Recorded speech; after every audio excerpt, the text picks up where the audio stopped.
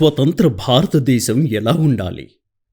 స్వరాజ్య సమరం సాగుతున్న దశలో దురదృష్టవశాత్తు ఈ ప్రశ్న వైపు దృష్టి సారించడంలో భారతీయ సమాజం వెనుకబడింది. అందుకు కారణం స్వాతంత్రోద్యమంలో ఒక దశ తరువాత భారతీయ చింతన ద్వితీయ శ్రేణికి వెళ్లడమే. ఇంకా మొదట దేశానికి స్వాతంత్ర్యం, ఆ తరువాతే మిగిలిన విషయాలు. రాజకీయ స్వాతంత్ర్యమే సర్వరోగ నివారిణి అన్న భావాలు ఆ ప్రశ్నను తగినంత పదను తీరకుండా ఆపి ఉండవచ్చు. కాని స్వాతంత్ర్యాన్ని కాంక్షించినప్పుడు స్వతంత్ర భారతదేశ రూపురేఖలు ఎలా ఉండాలో ఆ ప్రశ్న ఎంత ప్రధానమో గమనించి ఉండాలి. అలా యోచించిన సంస్థ రాష్ట్రీయ స్వయం సేవక్ సంఘ్. ఆ సంస్థ జాతికి ఇచ్చిన ఋషితుల్యులు దీనదయాళ్ ఉపాధ్యాయ. ఆయన మేధస్సు నుంచి వచ్చినదే ఏకాత్మ మానవ దర్శనం.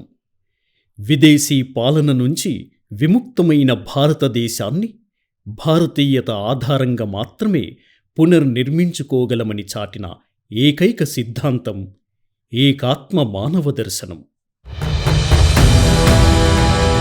స్వతంత్ర భారతదేశం ఎలా ఉండాలన్న కీలక ప్రశ్నను మధించడం ద్వారా వచ్చిన సమాధానమే ఆర్ఎస్ఎస్ అని చెప్పవచ్చు.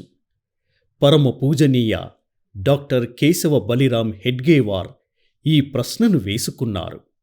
ఈ నిర్మాణాత్మకమైన మౌలిక ప్రశ్న భారత జాతీయ కాంగ్రెస్ వంటి ప్రధాన పోరాట సంస్థలోనూ ఇతర పంథాల ఉద్యమ సంస్థలోనూ బలంగా వినిపించలేదు. ఆ ప్రశ్నను అత్యంత శ్రద్ధతో పరిశీలించిన నాటి విజ్ఞులలో ఆర్ఎస్ఎస్ వ్యవస్థాపకులు డాక్టర్ జీ ఒకరు. 100 ఏళ్ల ఆర్ఎస్ఎస్ చరిత్ర, నిర్మాణం, చింతన, ప్రస్థానం ఆ ప్రశ్న కేంద్ర బిందువుగానే ఉంటాయి.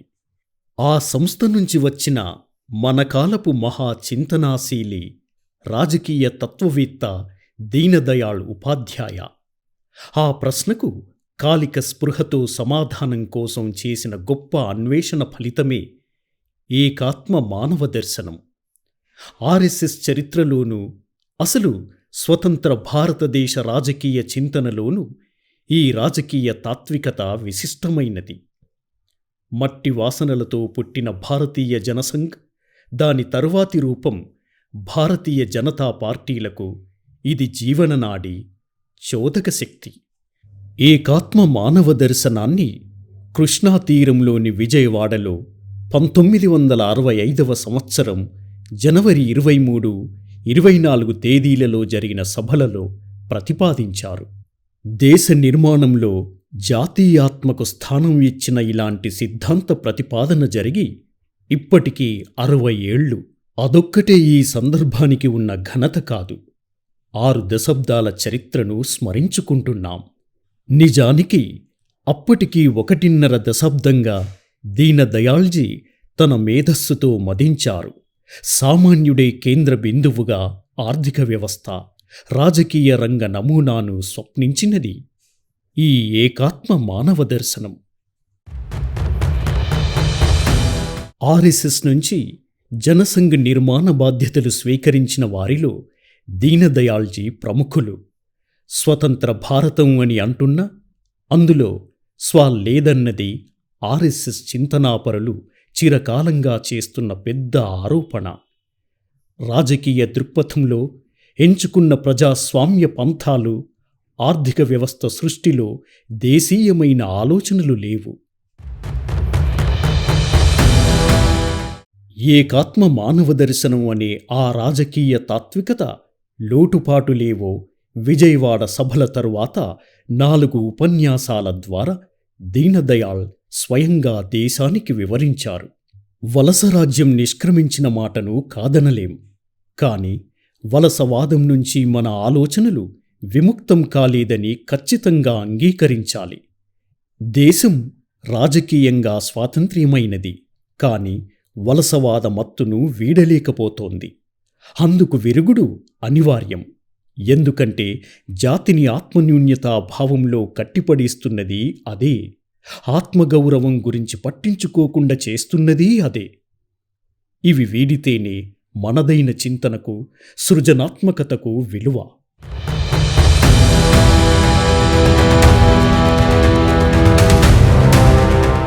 ఏకాత్మ మానవ దర్శనం దీనదయాళ్జీ రూపొందించిన శాస్త్రీయతతో కూడిన రాజకీయ తత్వం.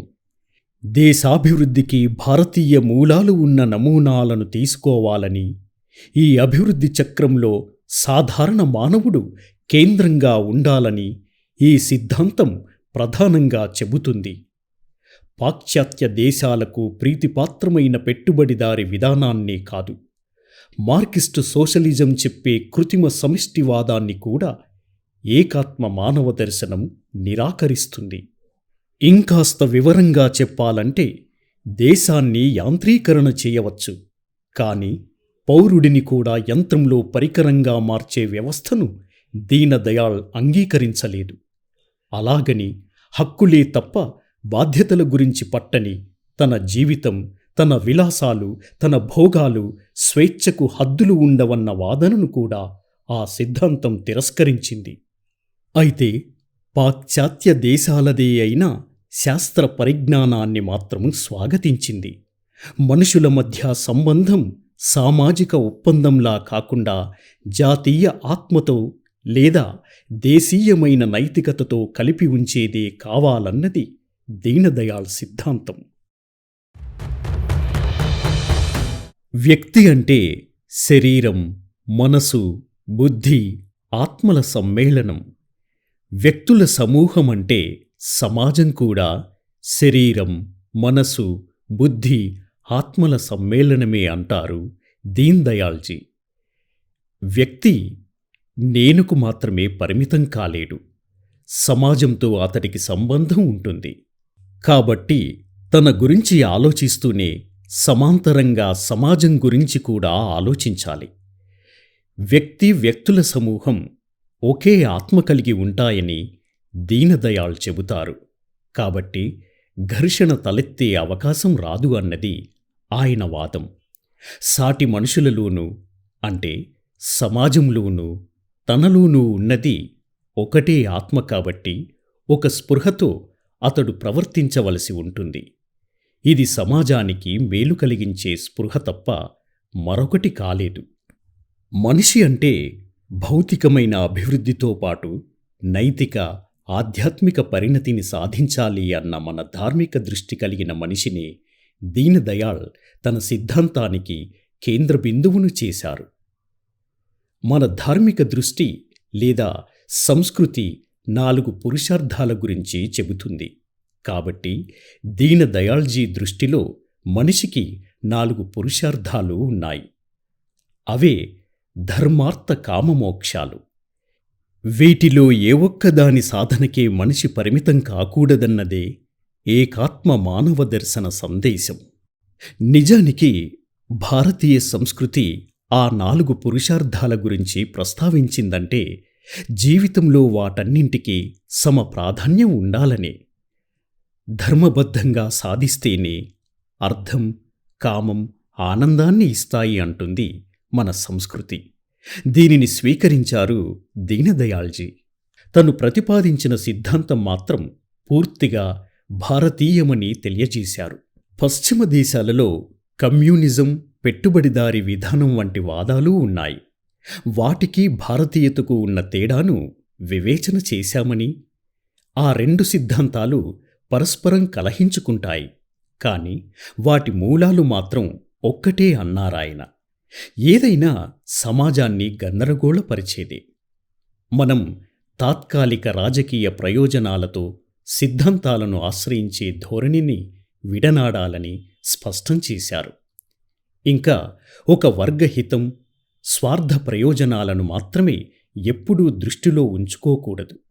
మనం సంపూర్ణ సమాజాన్ని ముందుకు తీసుకువెళ్లే పద్ధతిని ఎంచుకోవాలి. ఈ పద్ధతిలో కొన్ని వర్గాలకు అన్యాయం జరగవచ్చు కదా అన్న ప్రశ్న కొందరికి రావచ్చు. అలా అనుకోవడం వాస్తవికతకు దూరం.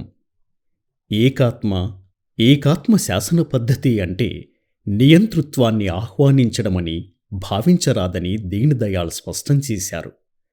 మనకు కావలసినది ఏకాత్మక సమాఖ్య కాదు, సమాఖ్యలో ఏకాత్మత మాత్రమే అన్నారాయన. ఏకాత్మ మానవ దర్శనం అంటే దేశీయమైన అభివృద్ధి నమూనాలో ఆధ్యాత్మిక ఉన్నతి, వ్యక్తి, సమాజాల మధ్య సమన్వయం సాధించే కృషి సూచితమైంది. దేశమంటే సామరస్యం, సాంస్కృతిక విలువల స్వావలంబన కూడికగా భావించింది. వ్యక్తికి సమాజానికి నడుమ సమతౌల్యంతో వ్యక్తి సగౌరవంగా జీవించే అవకాశం కల్పించడమే దీని పరమోద్దేశం. విదేశీ సిద్ధాంతాలు, నమూనాల అంధానుకరణం కాకుండా భారతీయమైన పరిజ్ఞానంతో దేశాభివృద్ధికి ఇది పెద్దపీట వేసింది. చరిత్రలో అలాంటివన్నీ పాటించిన కాలానికే స్వర్ణయుగమని పేరు. ఇప్పుడు దీనినే సాంస్కృతిక జాతీయవాదం అన్నారు. అంత్యోదయ అంటే సమాజంలోని చిట్టచివరి వ్యక్తికి కూడా సమన్యాయం, సమానత్వం, అందరికీ విద్య. కేవలం పారిశ్రామీకరణ, పట్టణీకరణే ధ్యేయంగా ఉంచుకోకుండా దరిద్ర నారాయణుల సేవకు సమున్నత ప్రాధాన్యమివ్వాలి. దీనదయాళ్జీ స్వప్నించినది ఇదే. అధికారిక వికేంద్రీకరణ, గ్రామాల స్వయం సమృద్ధిని ఆయన సిద్ధాంతం ప్రతిపాదించింది. వ్యక్తి, సమాజం, దేశం, ప్రపంచమనే 4 అంశాలు ఏకాత్మ మానవ దర్శనాన్ని ప్రభావితం చేశాయి. మొత్తం చూస్తే ఈ సిద్ధాంతం వసుదైవ కుటుంబకం అన్న మహోన్నత భారతీయ ఆదర్శాన్ని పునాదిగా స్వీకరించినట్టు అవగతమవుతుంది.